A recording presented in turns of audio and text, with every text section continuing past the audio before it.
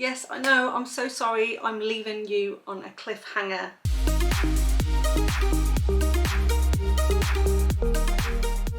Hello, thank you for joining me. You're watching What Helen Reads and I'm Helen, and today I am wrapping up all of the books that I read in the month of January, and I had an absolutely fantastic reading month with some amazing books and even five-star reads.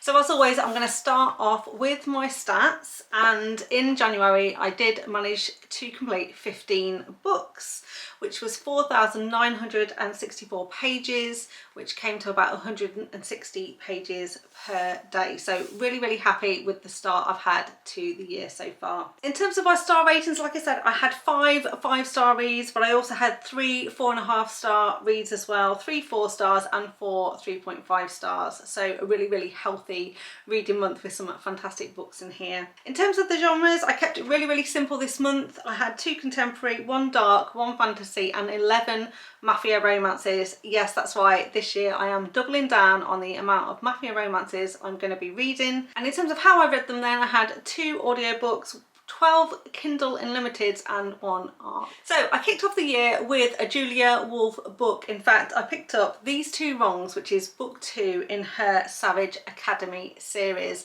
So this series is contemporary kind of new adult romance. It's actually set in high school, and the 2 characters we were following here were Reese and Delilah, and it was kind of an enemies to lovers, one night stand, sex education style of book. So we'd seen Reese in book 1 of the series, and Reese had a bit of a reputation as well. He came across as a bit of an idiot, thinks of himself as a bit of a ladies' man, and always talking about his conquests. And then we have Delilah, and she is part of the girl friendship circle, shall we say, best friends with the heroine from book 1, and she's also a twin, and her twin sister is neurodivergent and she's very protective of her. Their parents are quite rich, they've got an older brother who isn't particularly nice, and they've kind of gone away to school. They've been sent to this boarding school, this Savage Academy, really to get out of the way, but really Delilah's engineered it that way so that she can get away from the family and she can really kind of make sure that she is okay and happy. And so Delilah, like I say, cares very much about her sister, and as a result this is quite a big plot point in this kind of like series of books as well. Now, one of Reese's friends really fancies Ev and he wants to spend a bit of time alone with her, and Delilah is very much seen as a bit of a cock blocker because she's always, like I say, very protective over Ev, and every time this guy kind of goes near her she kind of like moves Ev away from the situation or stops this guy getting close. So he sort of does a deal with Reese and says, hey, how about you do me a favour, you distract Delilah, do whatever you want, chat her up, do whatever you want, but make sure she's distracted, and then I will have a chance to swoop in on Ev. And Reese doesn't want to do this at first, but he is desperate for money, we find out later, and so this guy basically offers him some cash in return for distracting Delilah. But in the course of this distraction, one thing leads to another. They actually end up sleeping together. The thing with this situation though is that Reese has had a great time, but Delilah meanwhile has not. It wasn't the best experience for her, and so it gets a bit awkward the following day in school, and she very much is avoiding Reese. Now Reese was very much prepared to give her the cold shoulder because, you know, he very much expects, now they've slept together, that she's going to be all over him, wants to be with him, and he doesn't want a girlfriend, so is prepared to give the cold shoulder, like I say. And he's then shocked and very confused when Delilah is actually doing everything she can to avoid him at all costs. And so this makes him really curious. He starts to get very paranoid about the situation, and he approaches her and says, hey, what's going on? And doesn't stop nagging her until she eventually comes out with the truth, and that is that the experience wasn't so great for her. And he's pretty upset by this revelation, but what he does do is ask her to give him another chance and to basically help him be better in the bedroom. And so this becomes a bit of a sex education scenario where she's gonna help him do better when he is with women.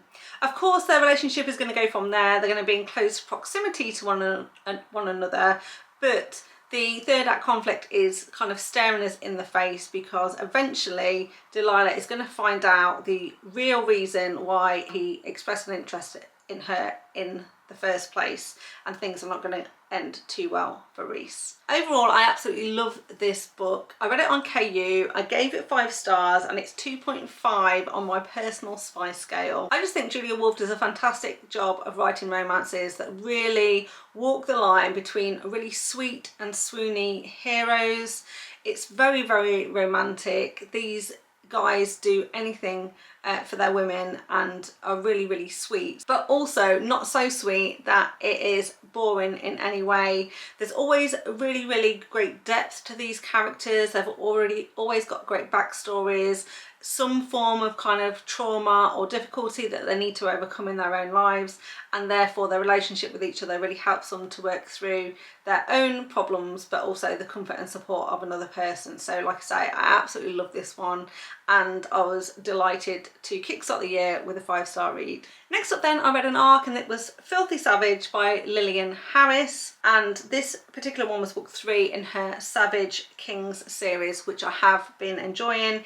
It is a mafia romance, an Irish mafia romance, and the hero in this one is the enforcer for his family, and it's set in Boston. We were following Fionn and Amara. Now, this had so many tropes in it. I recorded that it was an age gap, there was some BDSM elements to this one, breeding kink, forced marriage, over-the-top hero, found family, one-night stand, the hero was pierced and the heroine was plus size, there was a secret baby, there was a sex club involved in this one, and definitely touch her and die vibes. So like I say, quite a lot of tropes in this particular one. Fionn is in a mafia family and they happen to own a hotel. He happens to be at the hotel at the same time as our heroine Amara at the start of this book. She's actually gone to this hotel with her boyfriend at the time, because I believe there's an engagement party or wedding going on, something like that. Now, he is not very nice to her. He's always gaslighting her, doesn't treat her very well, and at this gathering he is pretty rude to her.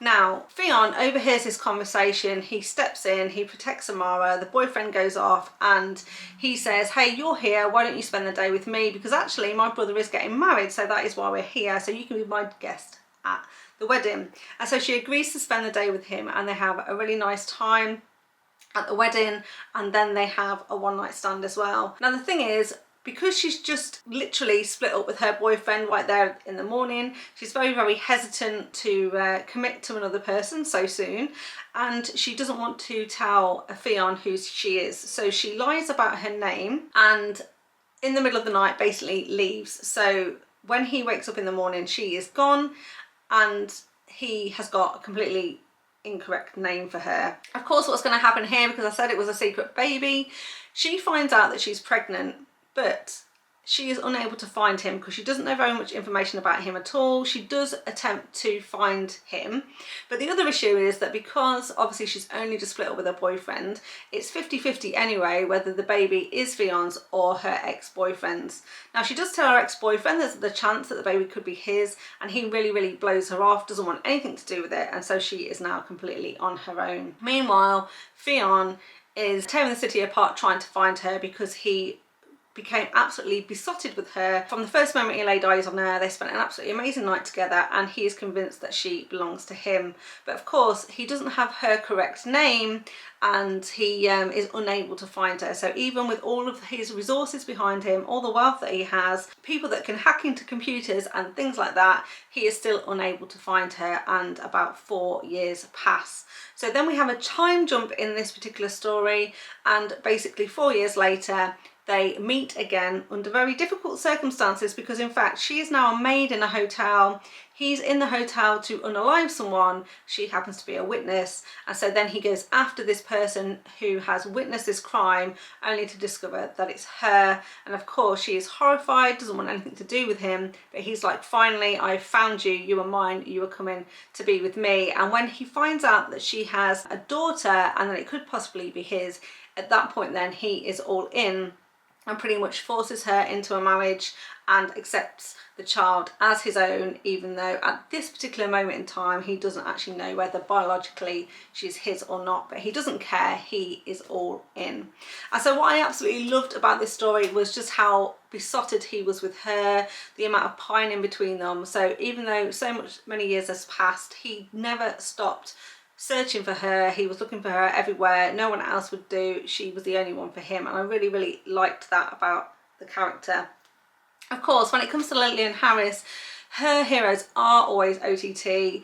Fionn was no exception, so there were some bits in here that were a little bit ridiculous, and in particular, one of the things that Lillian Harris always does, I think, is put in a ridiculous plot twist at the end, and it's almost so ridiculous that you never really see it coming. There's no real evidence or clues left through the story, so it really smacks you around the face when these plot twists happen right at the end. And so that's the only thing I would say, and really why it kind of lost half a point, because I ended up giving this one 4.5 stars, just because of just how ridiculous the stories are. Nevertheless, it doesn't take away from the enjoyment. I thoroughly enjoy these books. They're so outrageous and so over the top that I find myself smiling and having a thoroughly good time throughout, so would definitely recommend. Next up then was another mafia romance. This is The Maddest Obsession by Danielle Lawrie, and this is book 2 in her Maid series. Now, last year I absolutely loved the first book in this series, which is The Sweetest Oblivion. It was one of my favourite mafia romances of 2024, and so I really, really wanted to pick up and read the rest of this series. There's only 3 books in total. So I read The Maddest Obsession at the start of January. So in this one we're following Gianna and Christian, and Gianna is very much an Italian mafia princess. In fact, she's already been married and she is now a widow because her first husband was unalived in a shooting, and she was pretty heartbroken because she really did love him. However, he was actually cheating on her with one of her best friends, or one of the people she thought was her best friend. So she didn't take the whole situation very well, and she you know, is really, really hurting from her past experience. So she really doesn't trust men with her heart. Christian is also very, very complicated and sort of deep sort of character. He is a FBI agent. It appears that he's also a dirty cop, as it were, because he's clearly working both sides, and he doesn't particularly have an alliance to any family, but he's definitely been hanging around the same family that Gianna has been part of, and this is kind of how they know each other. And it's clear from book 1 that these two have got a history together, they've got great chemistry, there's definitely something going on, but they're also very antagonistic towards each other. It's a very, very tense sort of situation and relationship between these two. And once again, one of the things I loved about book 1 in this series, Danielle Lawrie pulled this off so well in that book, but also this book as well, is this really sense of tension. So she really, really builds tension. There's great chemistry between these characters, and you were just like waiting to see which one is gonna break first. Now, this book is actually set in 2 parts because Christian and Gianna have actually known each other for 7 years, and at the start of this book we actually see the first point when they meet 7 years prior.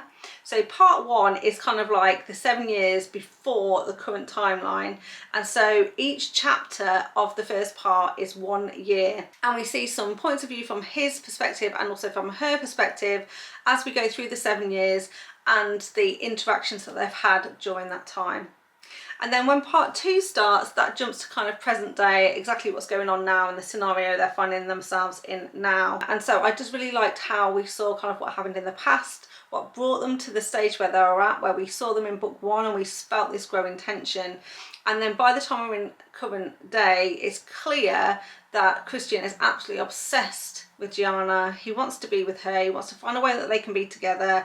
He's got to break down her walls and her defences and convince her that he is the one for her. Meanwhile, she wants to give her heart to him, but he's also very, very closed off. He's got lots of secrets, and we start to uncover kind of what they are, what his backstory is, what kind of life he's lived, and why not only is he in the FBI, but also why he has connections with these sort of criminal, these mafia families. And so, like I say, I absolutely love this whole story. I love both of these characters, and again, just the tension was absolutely fantastic, and would highly recommend. So next I picked up another mafia book, no surprise since I read 11 of them this month, and it was Mafia Mistress by Mila Finelli. I've been wanting to read this series for a while. I'd heard so many great things about it, and she's just started her spin-off series, so I thought I need to catch up basically so I can dive into her new books.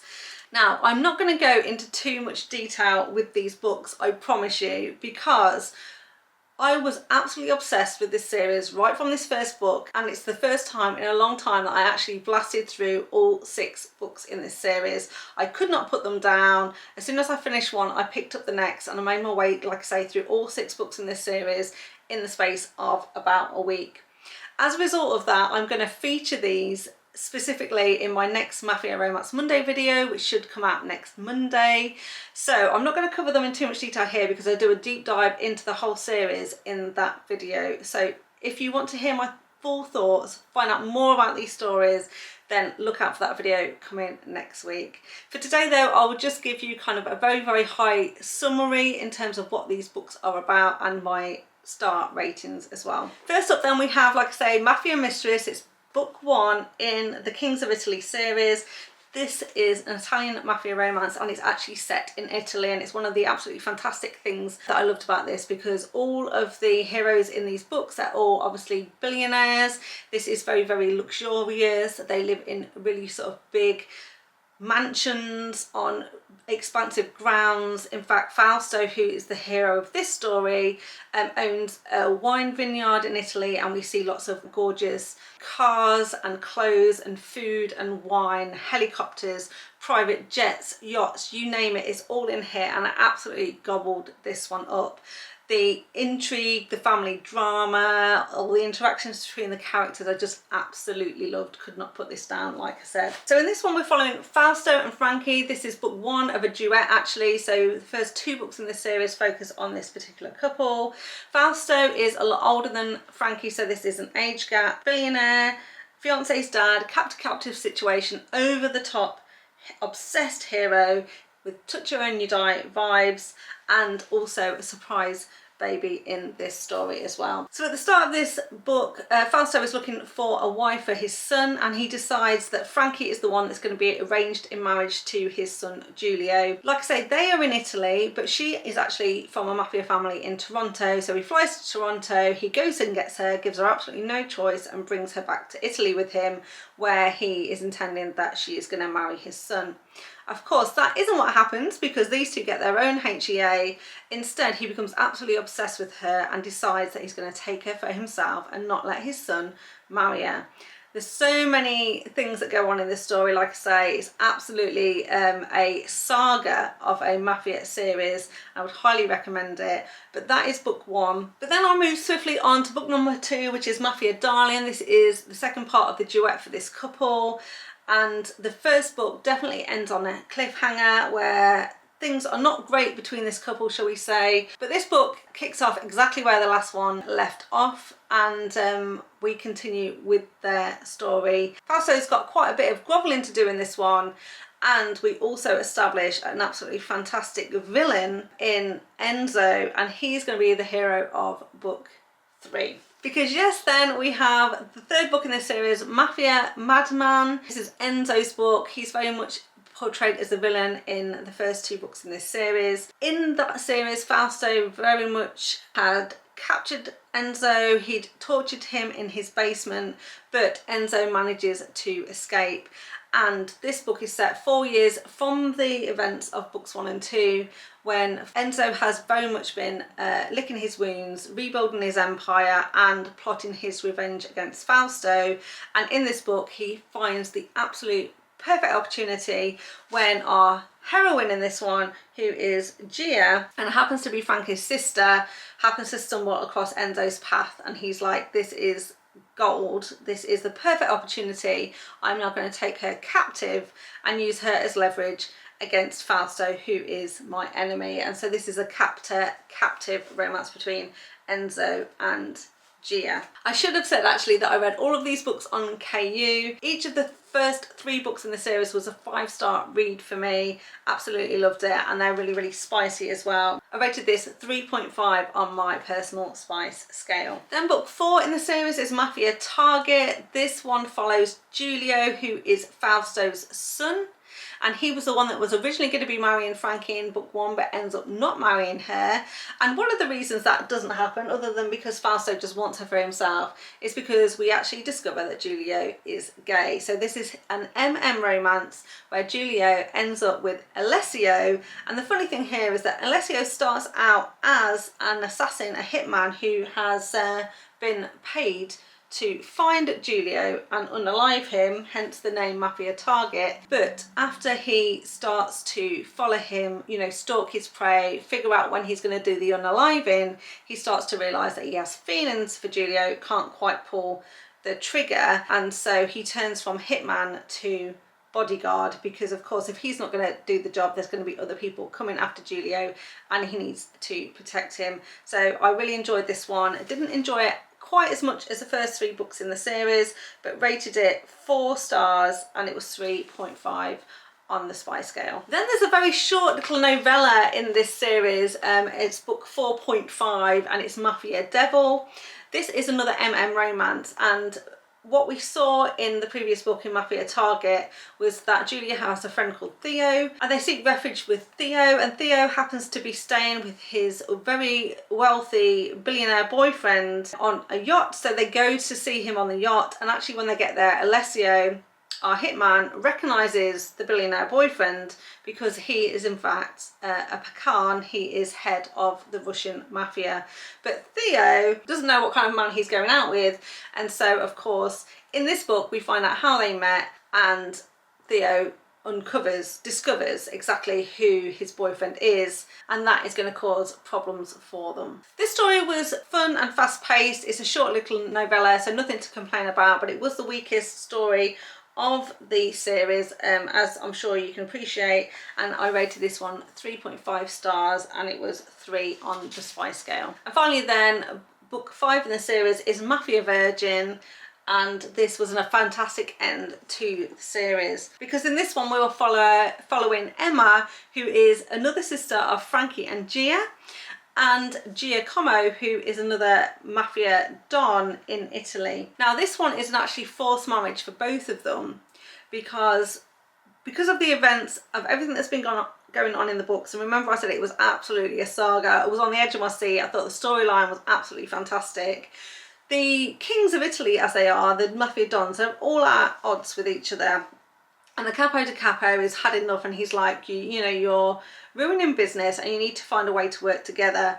And he suggests that Giacomo marries Emma in order to kind of unite the families and bring peace to all of these families. And of course, both of them refuse, but the Capo di Capo is not going to take no for an answer, and he finds leverage against both of them, a secret that they don't want to be revealed, and he uses it as blackmail to force them into a marriage. And what I really liked about this one is that Emma was very, very level-headed. She was very calm. She didn't freak out or try and run away or act like a brat. Instead, she was said to Giacomo, hey, we're both in the same situation here. Neither of us want to be married. Obviously we need to get out of this situation. Let's work together to figure it out. But of course, through the course of them working together to find a solution, as they get closer to actually finding one, they start to realise that maybe they don't want a solution after all, and they really want to stay together. So I thought this was an absolutely fantastic end to the series, which I thoroughly enjoyed. Rated this one 4.5 stars and it was 3 on the spy scale. So that's a very quick whistle-stop tour of that series and my thoughts on them. I absolutely love them, and like I say, I'm going to go into them in much more detail in my upcoming Mafia Romance Monday video, which is out next Monday. So if you're interested in that series and want to know more, want to hear my full thoughts and all the gory details, then please make sure you watch out for that video. So the next book I want to talk about is The Warlord Once Forever by Kresley Cole, and this is book 1 in the Immortals After Dark series, or 0.5, depends how you count them, because this is kind of like a prequel and novella to the main series. And so originally it was 0.5, but Amazon have renumbered them, so this actually appears as number 1 in Amazon. I'd already read book 2 and 3 in the series. But Amber from Amber Reads Romance is doing a read along this year where she's going to be reading all of the books in the Immortals After Dark series, and so I really want to catch up with that. And it basically means that we need to read 2 books a month pretty much until the end of the year to get them all in. Because like I said, I've already read books 2 and 3 in the series, I've decided to go back and read this one as the prequel, and I actually ended up listening to this one as an audiobook, which was narrated, as they all are, by Robert Petkov. So if you don't know, this is a fantasy paranormal romance series. It very much deals with fated mates. We have vampires, we have werewolves, we have Valkyrie and other mythical creatures, and in this particular one we're following Nikolai and Mist. Now Nikolai is a vampire and Mist is a Valkyrie, so they're technically enemies because Valkyrie spend pretty much their whole lives tracking down and killing vampires. Now in this world, vampires can only have sex with their fated mate, otherwise they are completely impotent and are unable to have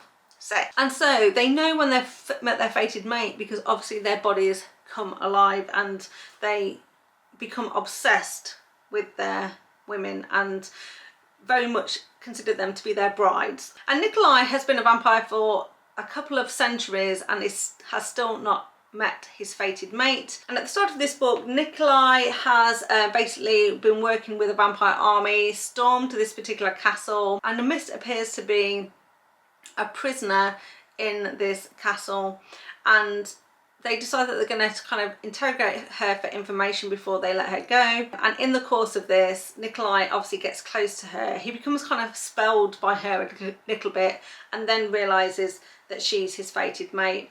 Of course, Valkyrie hates vampires and she leaves him in a bit of a sticky situation because she doesn't let them consummate their relationship, shall we say, and she heads off just as the sun is coming out so he can't follow her, and then she kind of leaves him where he is and evades him for several years. And of course he then becomes absolutely obsessed with finding her. He's almost driven mad by his desires and his lust because his body is now awakened but he cannot have sex with anyone but her, and so he is in an agonizing situation until eventually he tracks her down in New Orleans, takes her captive and pretty much does a deal with her and says, stay with me for 2 weeks, and you know, hopefully at the end of that 2 weeks you'll want to stay with me, but if not then we'll work something out. Because this is a novella, I don't think we had enough time to really get to know these characters for them to really kind of like develop their relationship, or for us to find out enough about them to really kind of fall in love with them and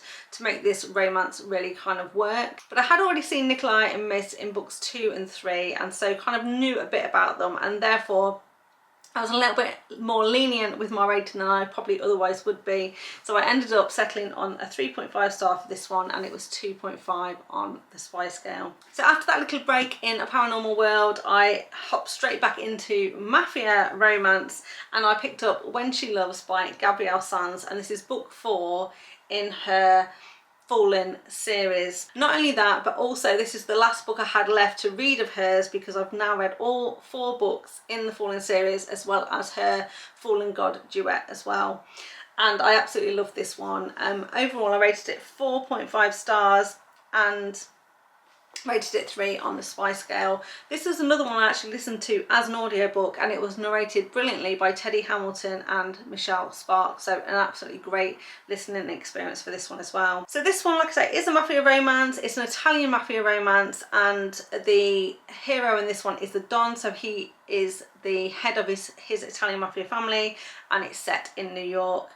This is an age gap, arranged marriage. We have a damaged hero and a virgin heroine, and we were following Raphael and Cleo. Now in book 3 of this series, Raphael was engaged to Cleo's sister, but because of the events in that book they don't end up getting married, and in fact they do a bit of a trade, and Cleo kind of sacrifices herself to save her sister and offers herself to Raph The thing is, Raph didn't really have much interest in the sister. He was more than prepared to marry her and would have been good to her, but he didn't really have any kind of attraction to her, but he was really, really interested in Cleo.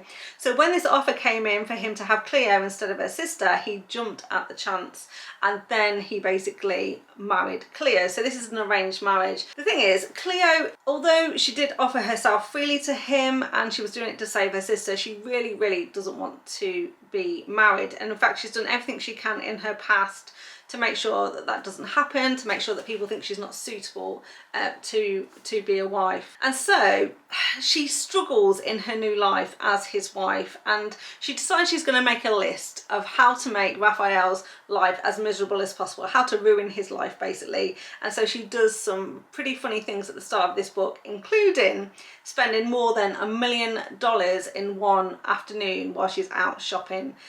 She thinks he's going to be absolutely livid when she gets home and realises how much money she spent, but he absolutely doesn't even bat an eyelid, and she's equally impressed but also disappointed that he didn't really take the bait.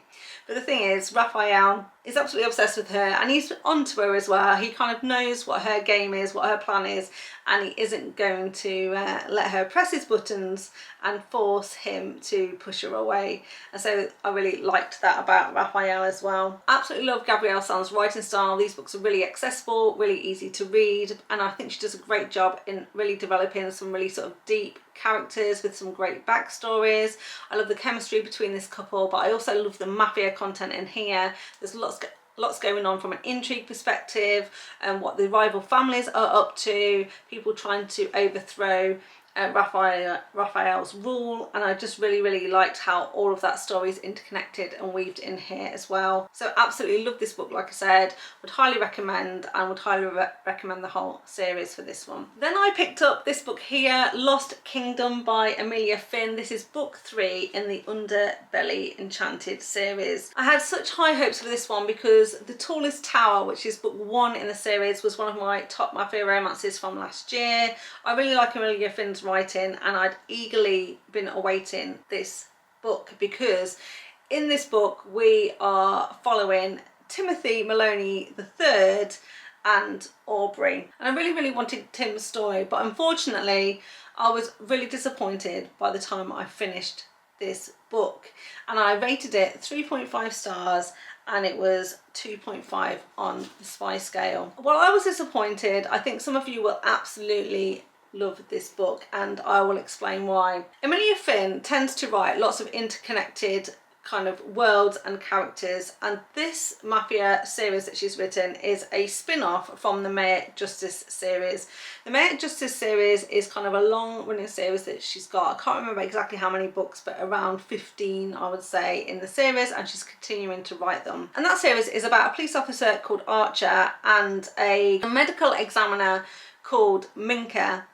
Now, it's kind of a bit of a crime sort of series of books because Minka and Archer do have a relationship. They end up together and they end up getting married. But it's also kind of a crime series as well. They work together basically when there has been a murder in a city, and she's obviously the one that autopsies the bodies, gets all the physical evidence, and he is the police officer who kind of tracks down the murderer. So they kind of work together. And as a result, they've kind of grown this posse of people around them. Now, the connection to that series in this one is that Archer is actually from a mafia family. So he is one of 5 brothers who are all mafia heirs, but he didn't want anything to do with the mafia lifestyle, absolutely hated his father, and kind of left his brothers behind, and he went to this place that they call Copeland City in this book, and now he is a police officer in Copeland City, but he is connected to this mafia world. In addition to that, Timothy, our hero in this one, is the oldest brother and therefore heir to the mafia throne. So he is the one that's supposed to take over the mafia when his father passed away.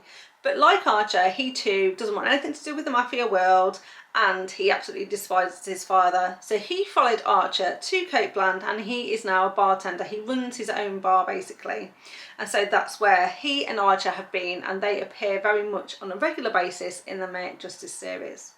Next up then we have our heroine Aubrey, and Aubrey is also a medical examiner, and she works for Minka. So basically Minka is her mentor and she works for her. Now throughout that whole series, Aubrey and Tim have had an on again off again relationship. They're very attracted to each other, but Tim very much wants to protect her from the reality of who he actually is and his legacy, and therefore doesn't want Aubrey to get involved, because Aubrey's this very sweet, innocent, happy sort of person, and he really doesn't want her to be tarnished in any way because of his world and who he really is. But of course, because Minka marries Archer and Aubrey is her best friend, they do spend a lot of time together. So like I said, they've had this on again, off again relationship. Jump to then this Mafia series, which is a spin-off. And in the very first book in this series, The Tallest Tower, that's when we meet Felix. And he is the second eldest brother to Tim. Because Tim didn't want the throne, when his father passes away, Felix then steps up and takes over as head of the Mafia. But he's always willing, in the back of his mind, to step down should Tim want to take over the family business. But really, Felix is just running it in his stead. And not because he really wants to be head of the Mafia, but because he wants to protect his family and his brothers, and he thinks the best way to do that is to basically remain in charge of the criminal elements in the city. And so the first two books in this series are set in New York, very much focused on Felix and another brother who are very much in the Mafia world. And we get cameo appearances then from Archer and Minka and Aubrey and Tim in those books. So, are you with me so far? Now, why I was so excited about this one was because of how this book was sold, right? Because we know they've had an on again, off again relationship, and finally Tim and Aubrey are going to get together in this one. The blurb though says, I'm a medical examiner, he's a Mafia heir. I'm younger than him, he's world experienced. According to my friends, I'm a free spirit and naive to the world he comes from. Tim refuses the kingdom built just for him. But that's a stance he maintains only until a war is brought to my door. After that, all bets are off. There's nothing he won't do to keep me safe. So, I read between the lines and thought to myself, this is going to be brilliant, isn't it? Because Aubrey is going to be in trouble. Tim is going to need to save her. And in order to save her, he's going to need to step up and take back the Mafia throne that belongs to him and become an absolute badass. I was waiting for Tim to Hulk out. I really wanted him to step up, to become the leader he was always born to be, and I wanted to see his dark side, his savage side. I wanted him to get gritty and violent and dark, but that is not what happened. It's not what happened. I'm not going to tell you what did happen, but that is not what happened, and I was devastated. I was so disappointed, and I was like, Tim, what have you done? Why have you done this? And I know why he's done this, because the May Justice series continues. These two characters have still a massive place, a massive role in that particular series, and so Tim could not really leave Copeland and go off to New York to be a badass Mafia boss, and likewise Aubrey was never going to leave her job behind as a medical examiner. And so really I should have realised that going in, and realised that Amelia Finn was going to have to do what was right, not only by her characters but by her May Justice series as well. And so now we've kind of come full circle back to what I said at the beginning, was that I think some of you will love this. Any fans of the May Justice series will absolutely love this. There's so much banter between this couple, there's lots of references to stuff that's happened in the past in that other series, and finally, you know, this is a culmination of a very long period of time when these two have really been, you know, circling one another, and finally now they are together. So I think if you're a fan of that series, you will absolutely love this one. However, if you've never read that series and you're here just for the Mafia romance, I think you will be disappointed like me. So I'm very sad to say that, because I love Amelia Finn. I really wanted to enjoy this book, but unfortunately it didn't quite live up to the expectations I'd set for it in my own mind. So like I say, 3.5 stars and 2.5 on the Spy scale. So after that I went on to Blurred Red Lines by Cora Kenborn, another Mafia romance. This is book 1 in the Carrera Cartel series, because yes, this was a cartel romance. This one was sort of set in Texas, there were some scenes in Florida, and we also went down to Mexico as well. This was very much a captive situation, enemies to lovers, forced proximity, and a revenge plot, and we were following Val and Eden. Now this was a high octane, high adrenaline kind of mafia story, lots of mafia action, lots of explosions, some car chases, some torture, lots of drama, lots of intrigue, and also, you know, we know there's a traitor in our midst, something is not quite right here. So it was great from that perspective. However, I think because it was so action-packed, it was a little bit chaotic and a little bit confusing to follow in places. Now Val is kind of leading this cartel group in the Texas area, but he's really working on behalf of his father, who is the head of the cartel, and he is still based in Mexico. So really he's kind of doing what his father tells him to, but pretty much in control of his cell, if you like, in Texas.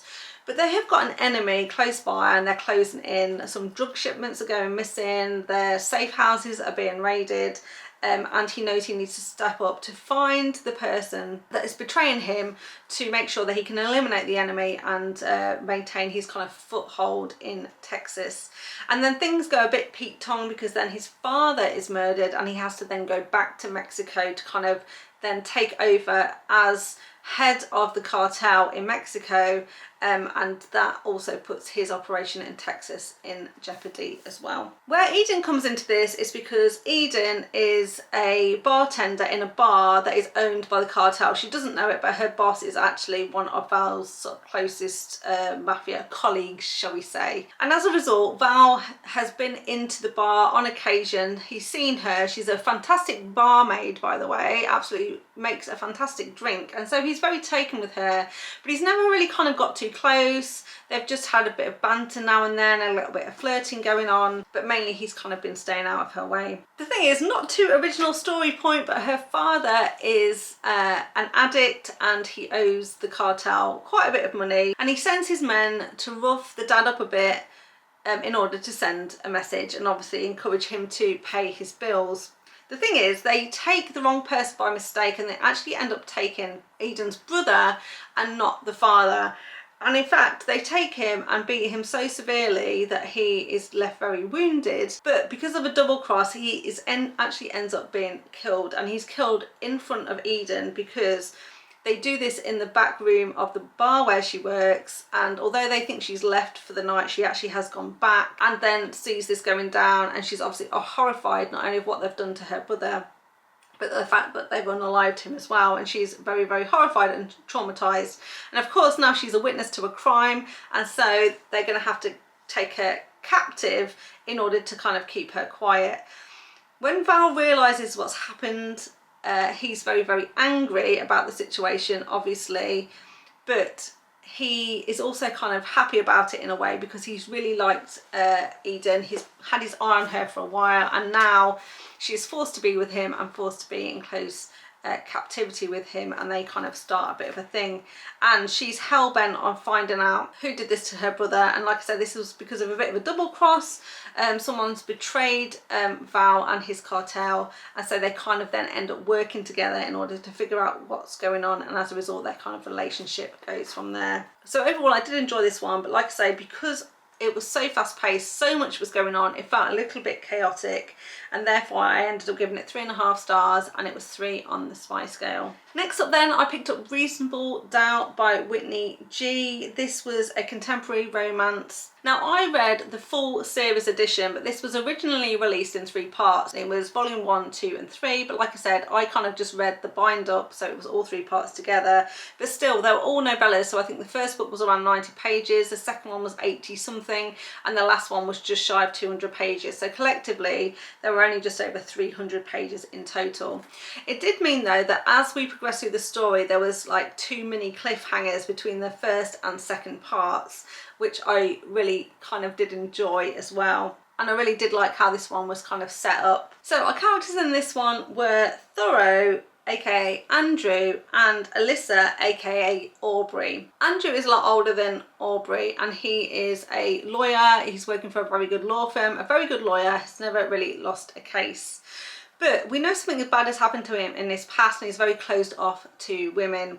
And as a result, he is on a lot of dating apps, but he has one kind of main rule, which is one dinner, one night, no repeats. Meanwhile, we've got Aubrey, and she's actually a college student. She is a double major, so she is learning to be a lawyer, but also she is a ballet dancer as well. And she has very challenging parents because they're both lawyers, but her father is running to be the next governor, and they expect a lot from her. They want her to be squeaky clean. They're really forcing the law program on her, and you know, really encouraging them to you know, smile for the camera, do all the right things. But her passion is really in ballet, and so that's what she really ultimately wants to do. Now, she's heard about a kind of a chat room for lawyers, and she decides that she's going to use her mum's details in order to get on to this chat room because she needs help with some of her university assignments. And she happens to meet Andrew in this chat room, and because she's hiding her identity and he wants to hide his identity, this is why they go by the names of Alyssa and Thorough. So the start of this book, that's how they know each other, because they've met on this chat room and they start exchanging text messages and emails as well.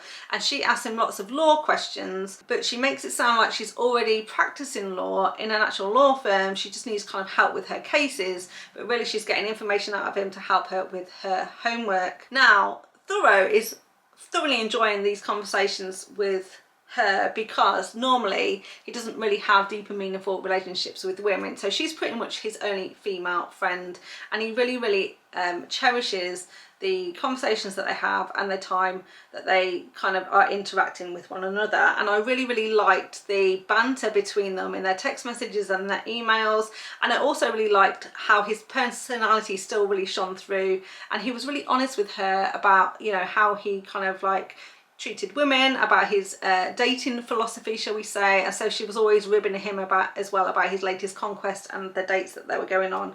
So they truly did become friends.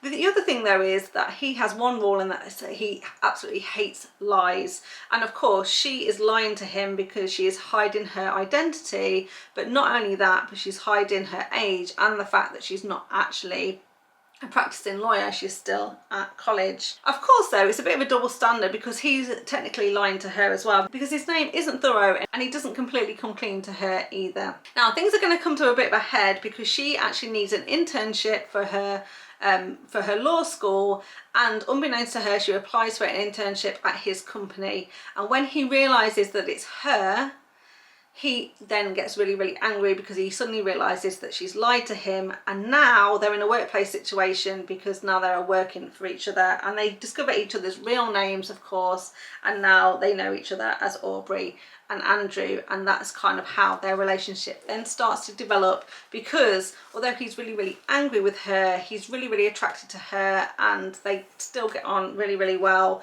And so now they're going to have a very push and pull kind of relationship where they kind of want to be together but can't really be together, so it was a bit taboo. So that is the start of how things go, and of course there's much more to come because things start to unravel in her life, and she has to make some difficult decisions about her future and whether she's going to become a lawyer or a ballet dancer.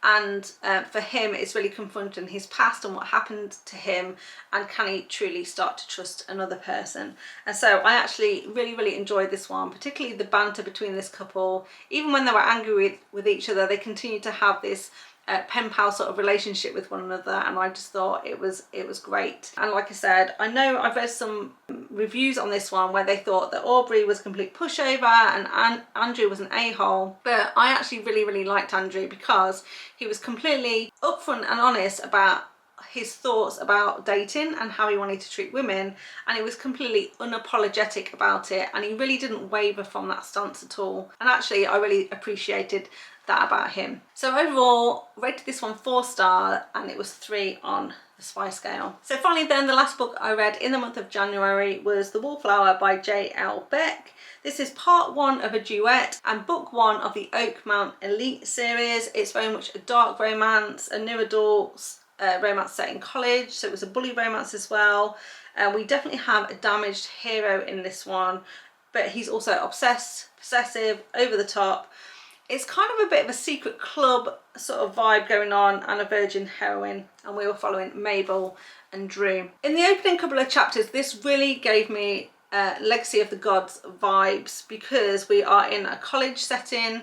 We are definitely in an elite college for very wealthy and criminal sort of families, And also Drew is part of this sort of club. It's not strictly a secret society, but it's part of a club, and they host these hunts every year. And so it was very reminiscent of the same situation that happened in Legacy of the Gods, because everybody wanted an invite to the hunt. And essentially what happens there is they give everyone a head start. Everyone runs off into the forest. They're really aiming for this cabin in the woods, which is about 6 kilometers away. First person to get there, if they get there, they win $25,000. But of course no one ever gets there, because they're going to be hunted by the members of this club, and once they've found them, then anything goes. And most of the girls that go on this hunt are really there because they want to be chased through the woods with a bit of primal play to, you know, for the men to have their wicked way with them in the forest. Now, our heroine Mabel is sort of a nerdy bookworm. She's definitely not into the hunt, doesn't want to be there for any sexual reasons, but she desperately needs the money because her mother is very, very sick. She needs the money to pay medical bills, and so she's persuaded by her best friend to go to this hunt, and she is going to try everything she can to make it to the cabin. Unfortunately for her, she's caught the eye of Drew, and Drew is the leader of the gang, if you like, and he very much has got his sights set on her, and he decides he's going to chase after her into the woods and play with her like he's a cat and she is a mouse. Eventually, of course, he's going to catch up to her. There's going to be some dubious consent in the start of this book, and he is going to take her virginity from her as well. After that, he becomes utterly obsessed with her, starts stalking her, won't leave her alone, and pretty much says, you belong to me, whether you want to be or not. There's no escaping me now. We are together. And that sets the tone then for the rest of this book. Of course, like all things, there's more going on than meets the eye. Mabel isn't maybe everything that she seems, and also Drew does come across as quite cold and very much a bully, and doesn't particularly treat Mabel very well, very much like a dark kind of hero that we normally read about in these sorts of things.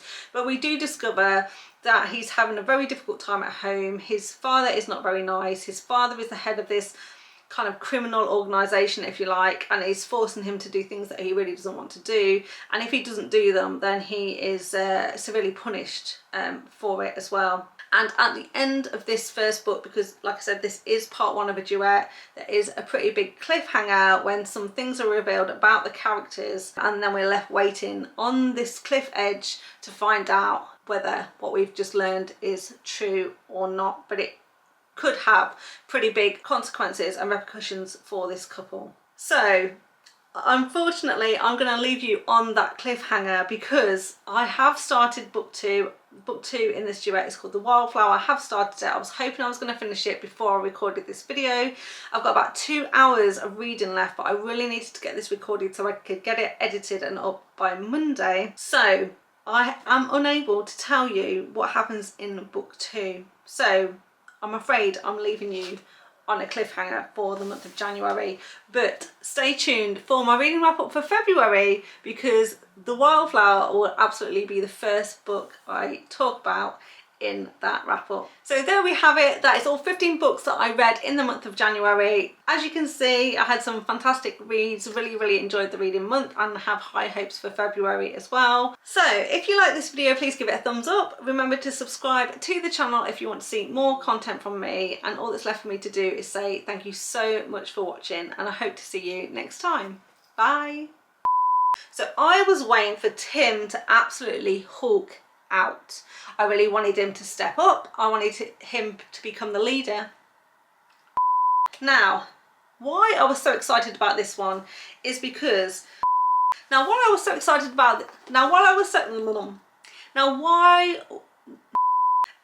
things are gonna get a bit dodgy for. And of course Theo is gonna find out who his boyfriend is, and things aren't gonna go. And of course Theo's going to discover then who his boyfriend really is, and that may be... Next up then I had an arc from Lillian Next up then I had an ARC, and this was Filthy Savage by Lillian